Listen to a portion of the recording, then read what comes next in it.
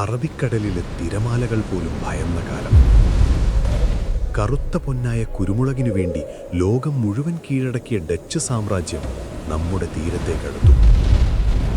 അവരുടെ പീരങ്കികൾക്ക് മുന്നിൽ രാജാക്കന്മാർ മുട്ടുകുത്തി. പക്ഷേ വേണാടിൻ്റെ മണ്ണിൽ ആരും പ്രതീക്ഷിക്കാത്ത ഒരു യുവരാജാവ് കാത്തിരിപ്പുണ്ടായിരുന്നു. അണിഴം തിരുനാൾ മാർത്താണ്ഡവർമ്മ. ലോകത്തെ വിറപ്പിച്ച ഡച്ച് ഗവർണറുടെ മുഖത്തു നോക്കി അദ്ദേഹം പറഞ്ഞു, നിങ്ങൾ ഇങ്ങോട്ട് വന്നാൽ നിങ്ങളുടെ ഹോളണ്ട് ആക്രമിക്കാൻ ഞാനും വരും. പിന്നീട് കണ്ടത് ചരിത്രമായിരുന്നു. കുളച്ചലിൻ്റെ മണ്ണിൽ തീയും മഴയും പെയ്തിറങ്ങി.